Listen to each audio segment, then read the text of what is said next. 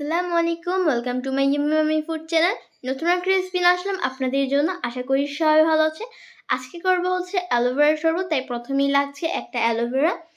এরপর আমি এখানে একটা গ্লাসে নিয়ে নিচ্ছি 1 চামচ তুকমা, নিচ্ছি 1 চামচ চিয়াসিড।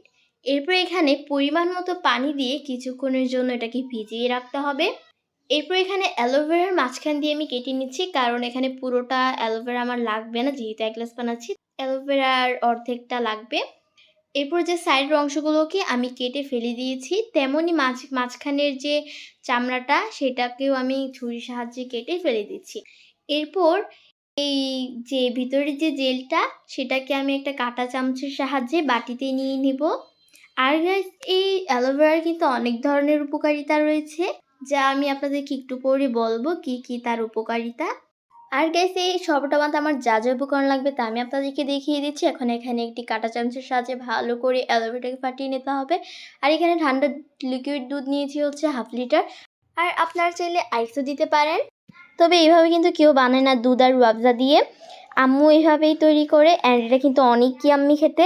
এরপর এখানে যে তুকমাগুলোকে আমি ভিজিয়ে রেখেছিলাম সেই তুকমাগুলোই আমি এখানে দিয়ে দিচ্ছি। আর গাইস, আনফর্চুনেটলি এই গ্লাসে শরবতগুলো জাগা হবে না, তাই এই শরবতটাকে আমি বড় একটা গ্লাসে ঢেলে নিচ্ছি। এরপর যে অ্যালোভেরাটাকে আমি ফাটিয়ে রেখেছিলাম সেই অ্যালোভেরাটাই আমি এখন দিয়ে দিব এখানে। এরপর এখানে আমি দিয়ে দিব কনডেন্স মিল্ক। অ্যান্ড গাইস, মিষ্টিটা কিন্তু আপনাদের উপর নির্ভর করে। আপনারা যদি বেশি মিষ্টি পছন্দ করেন তাহলে দিতে পারেন, আর যদি কম পছন্দ করেন তাহলে না দিলেও চলে, মধু দিতে পারেন এর বদলে। আর এখানে রুয়াবজা দিয়েছি হচ্ছে 4 চামচের মতো। দিয়ে এটাকে ভালো করে নেড়ে নিতে হবে যাতে সবগুলো উপকরণ একসাথে মিক্স হয়ে যায়। আর গাইস, এই অ্যালোভেরার যে উপকারিতাগুলো সেগুলো হলো, এটার যেমন খেলেও অনেক উপকার, এটা ত্বকের জন্যও অনেক উপকার।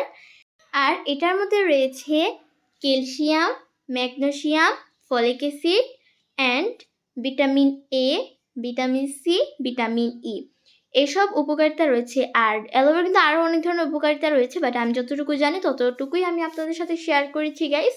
এরপর কিছু ডেকোরেশনের জন্য দিয়ে দিচ্ছি রুয়াবজা অ্যান্ড কনডেন্স মিল্ক। এটা যাতে বেশি ঘন না হয় আবার বেশি পাতলাও না হয়, এটার জন্য মিডিয়ামে থাকে। অ্যান্ড আজকের এই ভিডিওটি ছিল এই পর্যন্তই। যদি ভালো লাগে অবশ্যই লাইক, শেয়ার এবং সাবস্ক্রাইব করে জানাবেন। ততক্ষণ পর্যন্ত সবাই ভালো থাকবেন, সুস্থ থাকবেন। আসসালামু আলাইকুম।